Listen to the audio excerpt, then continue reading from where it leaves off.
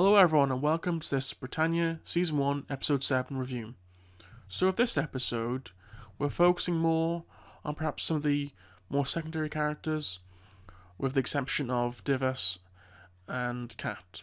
There are a few side characters who get some extra development, and we don't see the Romans, or the Canti, or the Regni at all.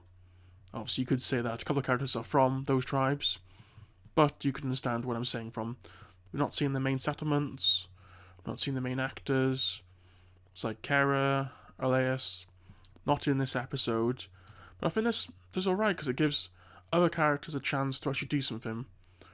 So we're split into three main stories, which they don't really interact as such. Well, you could see 3 to 4 main stories in this episode. We have the traitor and, well, his mate. I don't know what his name is, but he's the one who chopped off the head of another Roman who was forced to do it by Divas. And they find a little hut, and it probably looks like they're going to interact with Palin and Anaya, the priestess from the Regni, who says she's possessed or embodying the spirit of a goddess. But they're focused mainly on the traitor's really agonizing about his journey and what has happened to him, because he's very conflicted on his role in the Legion, because he's been to lots of places, lots of ambitions and ideas, and he's just terrified, and he thinks he can never go home because he's deserted now. And obviously the other Roman, who was traumatized by Divas, after a little while, and a few scenes with drugs, which I thought was quite good, because obviously they weren't sure what they were drinking, they wasn't sure what it was. Obviously there's hallucinogenic effects, and as they opened up and he loosened up a bit, because obviously he doesn't, well, you find out he's actually been quiet not because of Divas, because he's just traumatized. And as they're talking more and more, he's getting to realize that, are the gods even real? And I thought that was quite a nice setting, because a lot of the fact of the show, we're seeing that perhaps the gods are real, or is it we're seeing what people want us to see? So the gods might not actually be real, it's just we're seeing it from their point of view, which make them as if they think they are real. So obviously he asks at one scene, after a few drugs, saying about the god of boots, the Roman god of boots, but the Egyptians and the British, obviously he served in Egypt, don't have this god. So he's like, well, why not? Why does he care about our boots? And to prove it, he asks for Jupiter, the king of the Roman gods, or lord of the Roman gods, to strike him down, and nothing happens. So it shows that, well, he's thinking perhaps there are no gods.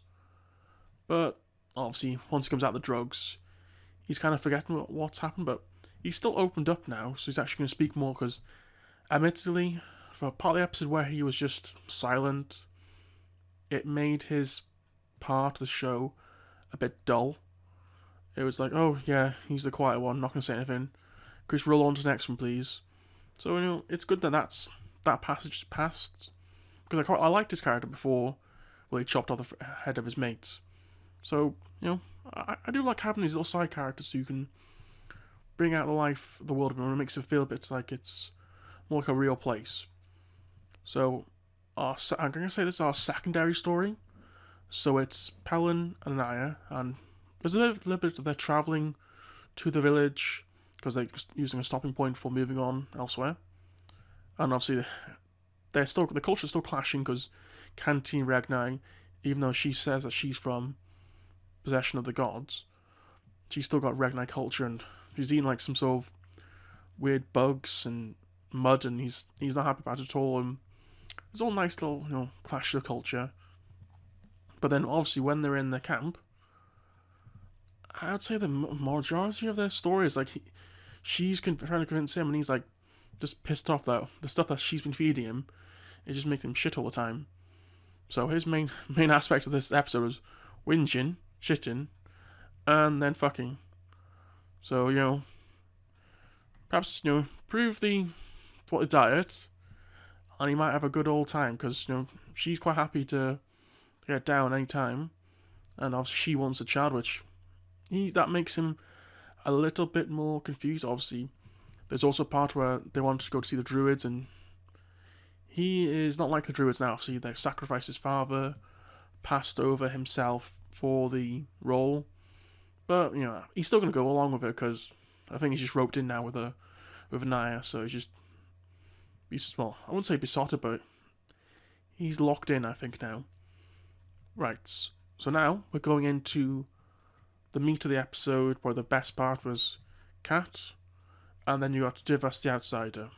So obviously, Kat is obviously with her father, and she's trying to prepare things up in the settlement, and Divas, he's still in possession of the demon Prequi, which I think that's the correct pronunciation, and he is stalking through the village.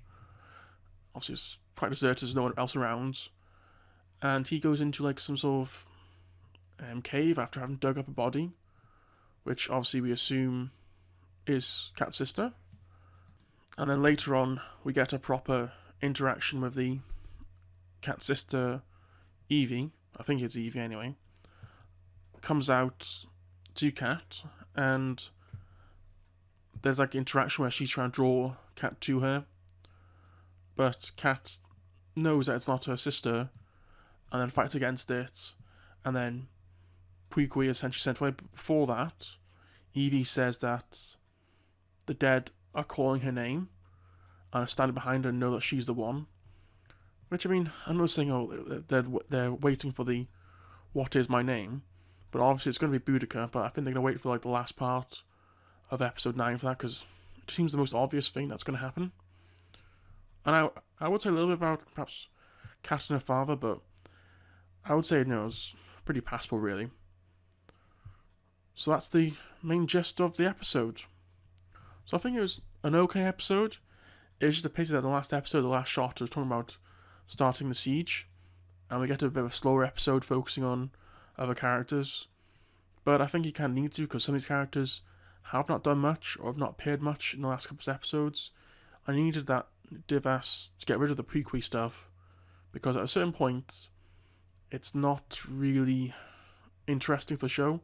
And like the traitor as well, it's little bits and pieces here, but you probably should just got rid of him a bit quicker and just moved on a bit, just get the pace up a little bit.